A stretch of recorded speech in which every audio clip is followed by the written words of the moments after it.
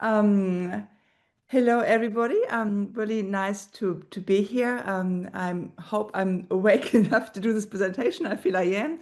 It's still very early in the morning here in New Zealand, and this is just what happens. I'm reminded of the old COVID days where we had to come in all the different time zones.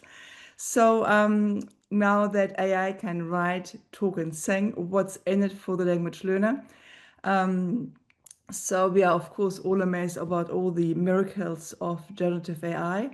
I'm going to structure my talk along those three dimensions. I'm going to talk about the abilities of AI to write, which of course was the first major event that made us all wonder what to do and how to do things, and then how it continued with the talking. And lately, my latest amazement is the ability of AI to sing and how that can do something for our language learners.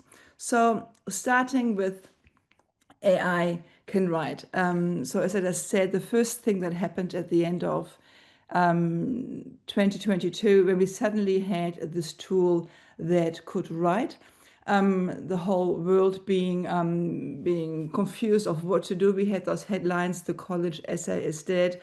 And I shall say, maybe as language educators, we were a bit better prepared for that because we had Google Translate before, and we had been thinking, well, I assume you as well, we had been thinking about what do we do with a tool that can produce output that we know is not quite at the level, reflects a level that is superior to our students. So detecting that, but also then the next question, how do we make most of it? How can we use that tool productively for the language classroom and for the language process of our students? So I looked into that quite early with my colleague Louise Ohashi in Japan. We collected data very early, the 10 first weeks after ChatGPT was released, and we wanted to have the reaction of language teachers worldwide. So we collected data from almost 400 language teachers, and we found that at the time the reaction was very divided. We had those who kind of, well, wow, this is amazing. What do we do with this, right? And with those, I can't cope with this, and this is terrible, and all the ethical things that happen to this. So quite a divided narrative that had very early on established itself. And I shall say this is really what kept on developing. I think we still have this very binary, this very divided perception of what Gen AI is doing to education and doing to the world as well. And personally, I think it's very important to keep an eye on both those directions. But I'm maybe more of the playful and supportive view on seeing what are the things that can change the way we envision and we conduct our language education. This double bind has just very briefly on that, has been expressed, of course, a lot. We had Mark Warschauer, who spoke very early on about the June-July dilemma, and that is that in June, in the American system, the generative AI is prohibited because it's creating too much damage, but then people are expected to use it a month later in the workplace where it has a different kind of status. That we have the opposition, which I just mentioned with my table before, of transformative pedagogy, what it really changes, but on the other side, the critical views where we need more. Rather than empowering the learners, we also have to see how we protect them from the harm that the technology brings with it, etc. So we have all those kind of opposites that really reflect the discourse, and not just of the teachers of what we do, but of course of students as well, can be quite divided in what is right. And even I think sometimes we come up with great ideas of what we can do and how we can transform our teaching, but we get very critical and anxious students on the other side who have also been guided by the first reactions. So reaction, of course, was we have to detect it. We can't do it. A bit like we did our Google Translate. It can't happen. We can't use it. So how can we detect it? And that kind of brought rise to questions of what and I think mainly for English language education, English as a second language, what is language learning? What is the place of language learning, and what is it for? And of course, we will argue that it's important to be able to write an essay for our thinking process. But what about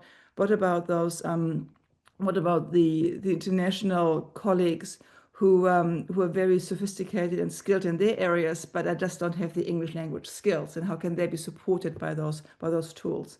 And being able to become a member of the academic community, because you can be supported by writing tools, being seen as quite an advantage. But of course, then we have people reacting to that. So we have the language detection, the AI detection tools, and then we have the tools how to avoid those detection tools. So we had kind of another binary thing here happening, where people are reacting how to work around the detection tools. And what that really indicates to me, is, well, those two merge, and I come to that in a second. So here we have, again, I'm quoting Zen and Warschauer, quite early on here. That was in 2023. If you can't join them, if you can't beat them, join them. I'm coming up with a system that developed the Papyrus AI, which was a system where you use Gen AI, but in a controlled environment. And that controlled environment allowing students to work with generative AI, but in a constructive way. So we have those 5 dimensions. We have the 5-part pedagogical framework, which kind of guides language learners through the new complexities of the learning process in writing, where students have to understand, the system, have to know how to access all the different tools, have to learn how to prompt the tool properly, have then to work with the output, critically assess the output, and then integrate it in an ethical and transparent manner. This has been since updated. I just listened to a recent talk to Warschauer, where he kind of has this more student-centered model, where we have think first, good enough prompting, be the boss, so be in charge, don't let the AI dictate you what to do. You're still making the right decisions, the cooperation, and at the very end, the reflection on the output. So really developing the agency over the output. Now this is taking a level, things that being taken a level further, I think, and that we have, for instance, we have this piece by James G. and Archer Zhang, who talk about cyber-Sabian literacy. So here we are now in a situation where we have the text that is being generated by AI and the text that has been written by the human, and they're merging into something new. And this is, I believe, becomes really interesting. So we have the joy of writing that you might be familiar with G's work of informal learning and gaming in affinity spaces, where learning should be a joyful thing that can be supported. But in school environment, quite often it is not. It is students don't have the joy in writing, and he kind of develops this idea how we can bring that back through that support of Gen AI, and has a few models of that. I've taken that a bit further on my recent article on co-literacy, where I question what is literacy in a time where computers can write, where machines can write, and how do we need to change our thinking about what it actually means to write a text. So all that just to say that writing was really the first big thing that really made us rethink what we do in language education. And we have always had this very big focus on writing in language education, which to me, I mean, you can do so many other things in the classroom apart from writing, reading and writing, and having tests about reading and writing, which of course it is difficult to assess because you don't know who has written and wrote those texts. So now maybe it is time to shift in other areas and go beyond the traditional writing. So this brings me to the next, which AI can talk. Now, AI has been able to talk for quite some time. And I have given a talk last year at CNAM and at the conference at the CNAM, it was, yes. And I think this is how I met Sophie, because she heard of that talk. And in that talk, I talked about conversational AI literacy. And the reason I'm bringing this back here, this year is a Wakelet site where I collected a number of different chatbots which can be used for language learning. So I made a collection of chatbots that are avatar-based, journal chatbots. Now, these are awesome if you're a learner of English, because then you have, of course, so many different tools that have been developed. I mean, a Pi is a really popular one because it has this very emotional tone of responding. Further down is the pod by Poe, which I love because it kind of gives you a line of what he's saying and what he thinks. So we have this dual layer. So a number of different bots. And I'm happy I have the link to that resource at the end of my talk. So if you want to look at and into those different bots, where I have been adding some more recently. So being able to speak, of course, being able to speak in a safe environment where you're not being judged by native speakers or by your teacher or by your peers, creates a whole new condition for language learning, because speaking, after all, is the skill that that I mean. This is what I'm telling my students. You're in this class because you want to speak, and we have all those students who were in their language career in language class for 7 years and come out and feel, well, I can read, I can write, I can do all that, but I still can't speak. So this is to me really the point where I think we have an amazing tool that can prepare students to practice in a safe environment, and possibly even create a new relationship to that speaking entity that they're talking to. So I've been defined with my colleague. I lost the reference on here, but this is a entry for this encyclopedia that I co-wrote with my colleague Louise Ohashi. So we have been defining conversational AI literacy as the ability of language learners and educators to effectively interact with conversational AI systems across different modalities for second language learning and instruction. Now, I will make give a little demonstration here and go back a bit of time. So in 2023, I spent some time in Japan, and I thought, well, wouldn't it be cool if I could speak Japanese? And as you might know, Japanese is not the easiest language. But at least I thought I would like to be able to order a coffee. So I turned to ChatGPT at the time, and I used the voice. And so I just said, I'd like to, I'm in Japan, I'd like to order coffee. And ChatGPT tells me then, sure, ordering coffee in Japan is similar to most places, but there are a few key phrases that might help. You can start by saying kuhi o kudasai, which means coffee, please. If you have a specific type of coffee in mind, like an Americano or a latte, you can just say the name of the coffee and then o kudasai. For instance, latte o kudasai means latte, please. So How does that sound? So I can replay that. I can't replay what they said, but I can't replay what I said. But I tried that. So this is a transcript of what I said. And so I wasn't quite right. Almost there. It's latte o kudasai. Try saying it as one smooth phrase, latte o kudasai. So I must Give have it said, another go. So I must have said it really well, because here you see the very nice transcript of how I said this and how I said it in Japanese. I've been told that the accent is really bad, the Japanese accent, how they say it, but hey, it was good enough for me. So this was kind of my first way to practice a bit, and every time I had my coffee, I had my little conversation with ChatGPT on how to say this okudasai properly. And then a year later, well, 6 months later, I was back in New Zealand. I continued my Spanish study, where I was a bit more advanced and could actually have a conversation with ChatGPT. So here I have, it's going for so long conversation. So I was in the car. I was trying to have a conversation with ChatGPT in Spanish. And so I could say, I would like to speak in Spanish. And it responds to me in Spanish. Perfecto. Hablemos en español entonces. ¿Sobre qué te gustaría conversar hoy? So it speaks quite fast.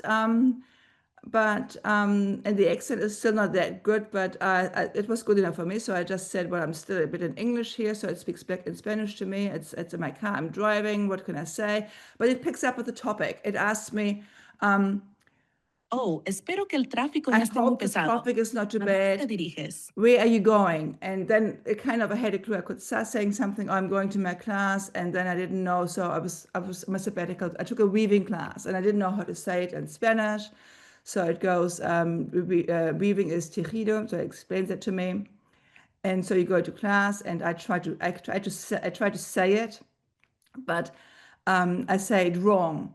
So I said scissors instead of that. So it corrects me, and we continue our conversation. So I thought this is pretty cool. We can kind of have a conversation with that. So I practice a bit speaking to my ChatGPT in the car. So coming from me, so as a language learner, so I'm including myself on that because I think by learning things yourself, you discover those affordances pretty well.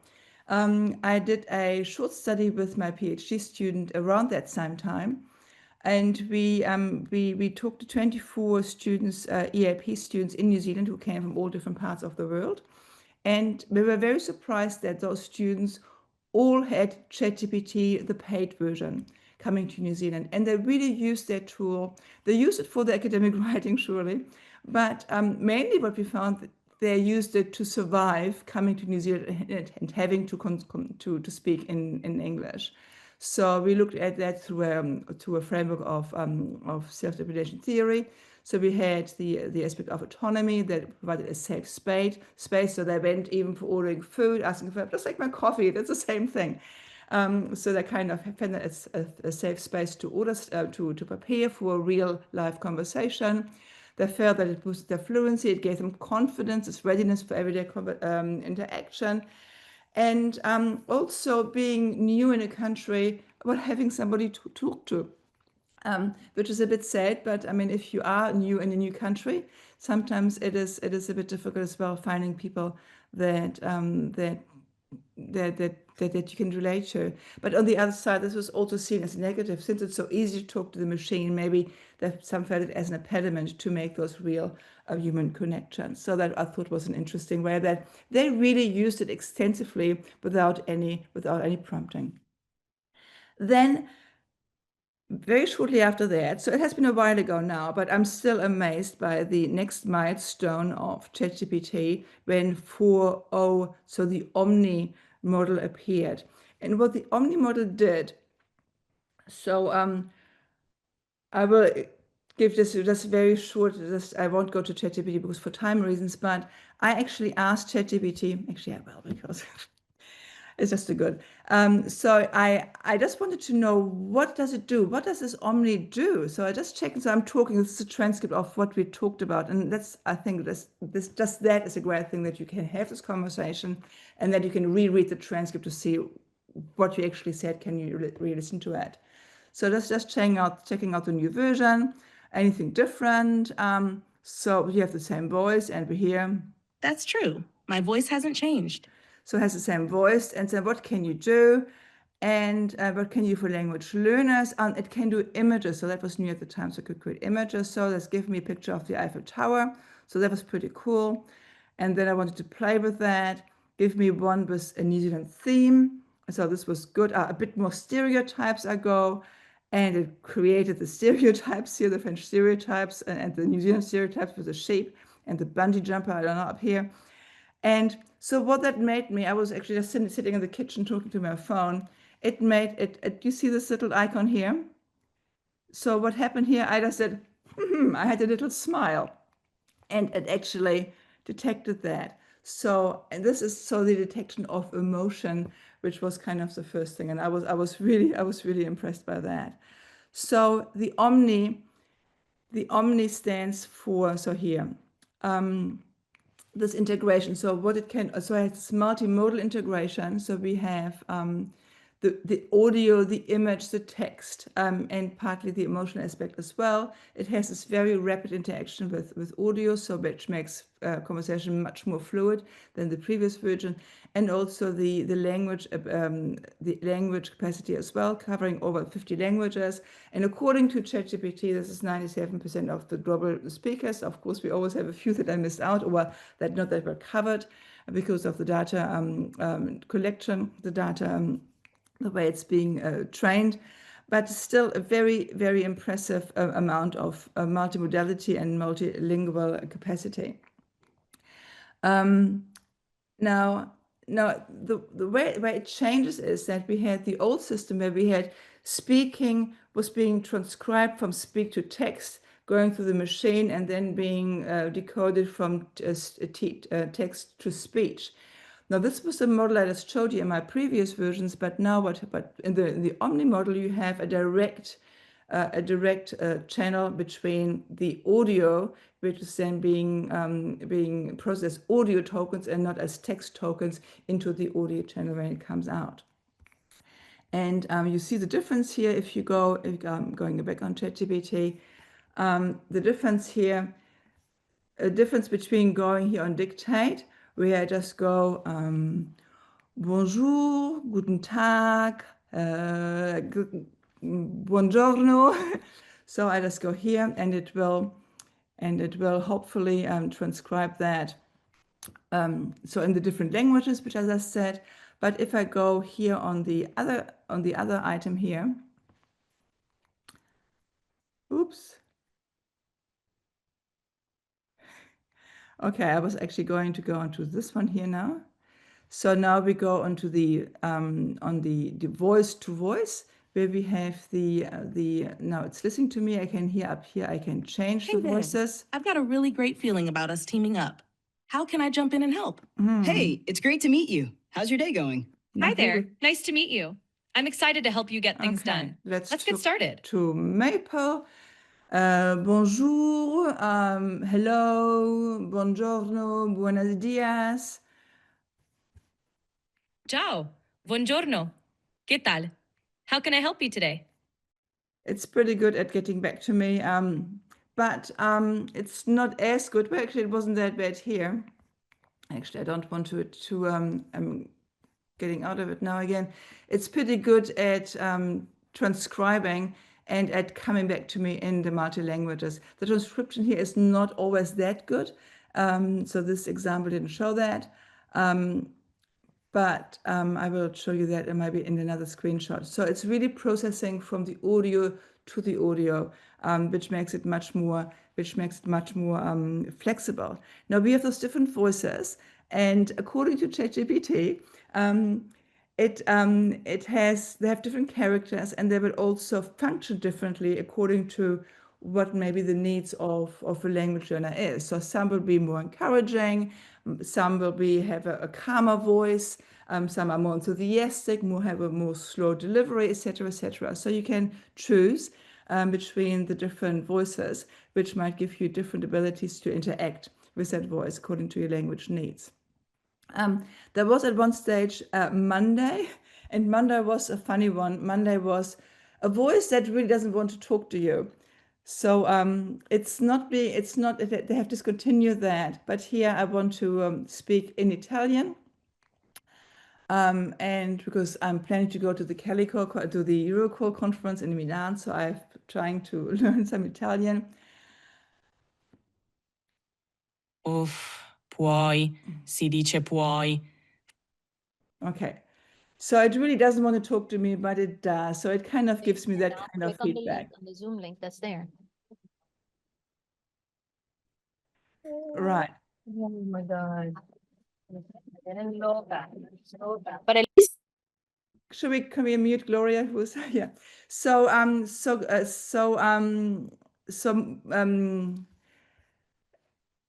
Monday is not there anymore, but we can of course also prompt ChatGPT to talk in a certain way. So we can ask it to behave in a certain way, which can also then again support our language learning. So we can prompt in our conversation ChatGPT to speak more slowly, to speak faster, to repeat, to spell a word, to pronounce more clearly, to change the pitch, to speak higher or lower, to change the character. So speak like a tired waiter in Paris, or like a cheerful Italian teacher. Be more formal, be more informal, be more exaggerated in your tone, use simple language, break down the sentences in parts, pause, speak more clearly. So all those things, it can of course be prompted, and the modulation is quite impressive. So just speak more slowly. Well, the old system would actually tell you exactly that. I speak more slowly, but speak just as fast. And the voice to voice actually has the ability to speak, to slow down speech. The other thing, it's not that good at, but it actually can sing. So I asked it if it could sing, which brings me then to my next topic. So we have here, so I asked it in French here if it could sing a song for me, and it's going to sing a song, À vous dirai-je maman. D'accord, c'est parti. À vous dirai-je, maman, ce qui cause mon tourment. Papa veut que je raisonne comme une grande personne. So those who know the song will know that it's not quite the right melody, but it is able to modulate the voice. And this is just for me just as an indication how you can actually influence the way it is reproducing talk. Now, interesting, how do language students use it? So I have the example here of Noah and Leo, who are two students from this year. And Noah, interesting enough, so he learns Norwegian on his own, he learns some Italian, and he takes a French class. He didn't even know about ChatGPT voice. And he tried it out and felt, hey, this is going way too fast, and this just doesn't fit. It doesn't fit. So quite in contrast to those EAP students from 2 years or from a year and a half ago, he is just not prepared to go because he has so many other ways he feels to prepare for speech. Quite different to Leo, who is a teacher, who's a student of French and German, who uses ChatGPT every week to practice his French at the moment. And she said, I really like it when it throws another question at me. I don't even have to ask. So it's how I showed you with the Spanish, how it's really prompting you, giving you a clue. And this I thought was quite sweet, the way he kind of prepares for an oral test in French. So he starts 2 days before he has the test in French. He has a general conversation, so just about hobbies, things he enjoys. So the way I do it about my Spanish weaving. And then the day before, he focuses a bit more on the test topic, right? So he will ask some questions, repetitions. And the 2 hours before the test, he goes back to ChatGPT and he will ask those more exam topic questions about the topic that he knows he's going to talk about. And then during the actual test, he feels quite prepared, not only because he has been practiced, but also the feedback that you receive from ChatGPT, who of course wants to please you and to encourage you, and will tell you after every sentence how great you are, fantastic, and he kind of hears that fantastic, and that kind of gives him that encouragement to do really well in his oral French test.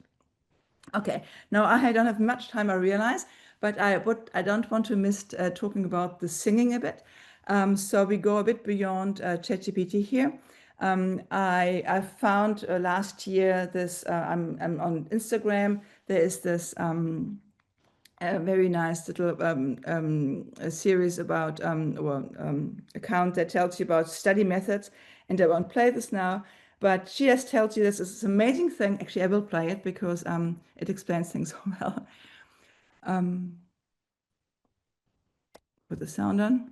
Et je suis sûre que tu la connais pas. Tu vas pouvoir apprendre par cœur tes cours facilement et sans avoir l'impression de bosser. Et ça marche dans toutes les situations, que tu sois chez toi, dans le bus ou même en faisant du sport. Je te montre comment faire, c'est ultra simple et tu peux le faire gratuitement. Tu commences par envoyer ton cours à ChatGPT et tu lui demandes de faire des paroles avec les infos importantes de ton cours. Ensuite, tu vas sur le site de suno.com, t'ajoutes les paroles et tu mets un style de musique que t'aimes bien. Et là, en quelques secondes, l'IA va te générer une musique sur mesure avec ton cours. En attendant, pense à t'abonner si tu veux plein de techniques pour gérer tes études. Alors, j'ai fait quelques tests dans différents styles, ça donne ça.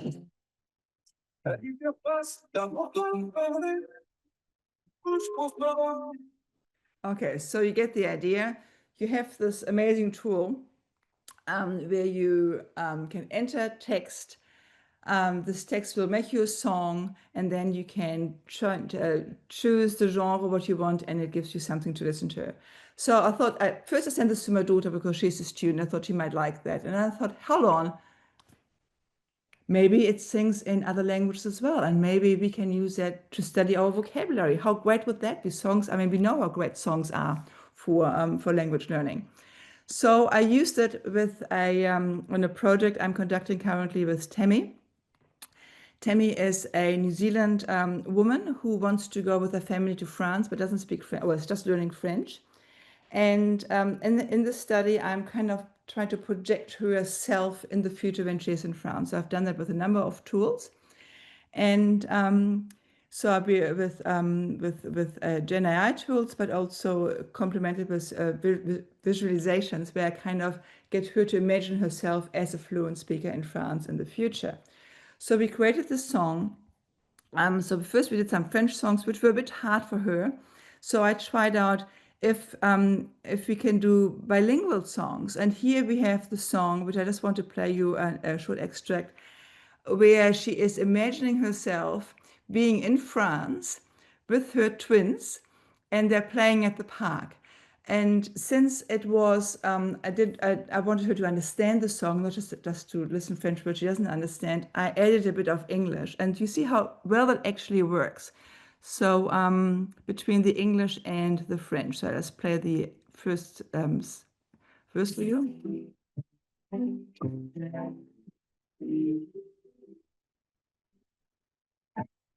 Laissé tout seul, I softly say, little feet are learning, finding their way to pull a fête. I cheer with pride as they climb and explore, joy by their side. Fais attention, tiens bien là-bas, the wind lifts them high. All right, so you see there is a slight accent in the English, but it's quite charming, I think. So because we have this, it does both languages, but there will always be an accent in one of the two languages, which I think again can work for you. But a pretty good way of bringing the languages into the songs. Now I did that because I wanted her to understand the phrases I gave her for the playground. And I had this most amazing reaction from her. She not only loved the song, but she was almost in tears because she could imagine her children saying those things. But her revelation was, well, this is me, because when I'm in France next year, I won't be a perfect French speaker. I'm always going to be a speaker who is navigating between English and French, and this is going to be my reality. So I thought this was really a really good way of using the tool for her to create what she actually will identify with. So again, my student Leo has a very creative approach of using this tool as well. So he uses ChatGPT to create songs in French and German. He prompts it so it actually has it's prompted like a French or German song that he likes. He adds his personal vocabularies to it. He adds the emotional tone and structure. Then he uploads the lyrics to Soonish. He selects the song with quite sophisticated prompt as well.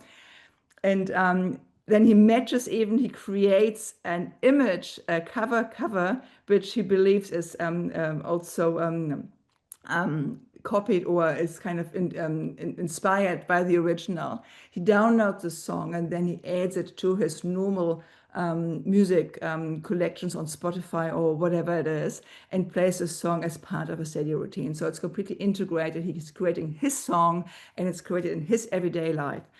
So I thought, well, what an amazing tool. So I am currently conducting this kind of, and this is my last little point here. So I know I'm going a bit over time, but I hope you find this interesting. So I'm creating this song list for my beginner French students with very simple words. So we're having the vocab list on Quizlet.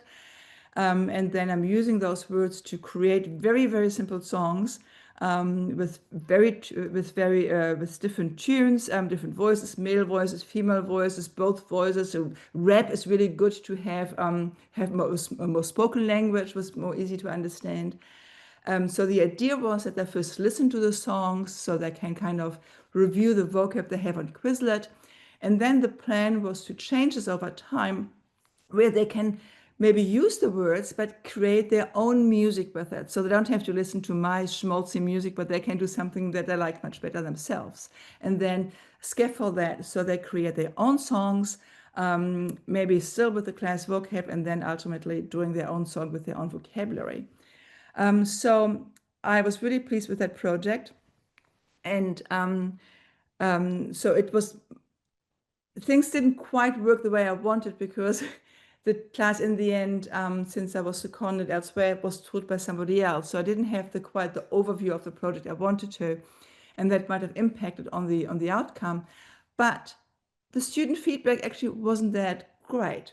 So I was a bit, So some thought it was really great, interesting, creative, fascinating. But then others said, well, this is so cheesy, this is awkward, artificial, difficult, not useful. So not everybody shared my enthusiasm for that. And interesting, I thought, well, they might want to listen to it, but creating, surely it's so easy. You put in, we saw that on the Instagram, you just create the song and it's done. But they actually weren't that interested in that.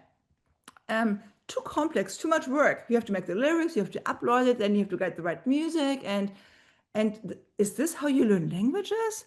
And the voice, it's just computer generated. It's not the real thing. I prefer to listen to French real music. And then this is AI. What about my data? This whole thing is just not quite right. So those challenges, which are very real challenges, and in the end, I'm really pleased they came up, because they show us the complexity. It's not just this amazing thing which can do all those things, but we have some issues that we really need to look into as well. So I'm finishing it. What's in it for the language learner? We have this idea that it changes everything, and I think it does. But mainly it offers us powerful affordances, the possibilities for action, expressions, and for identity exploration, as we have shown, I think, with Tammy and with Leo. And when seized, those affordances can help learners find a voice maybe they didn't know they have, give them a safe space to practice without fear, and invite them to write, speak, and sing themselves into another language. But it's not just a technological thing. Sorry, I just jumped one line ahead, being a time pressure. So I think it changes learners, what they're changing to be, how they see themselves as learners, and changing learners into how they can imagine what they can become as a speaker in that foreign language. So my question to you, well, you might well have questions to me, but I have questions to you. So where do you see potential for your students to imagine them different selves through the tools we have explored? So the modes of writing, talking, and singing. What does feel more powerful in your context, and what areas do you feel are most challenging? So my questions to you.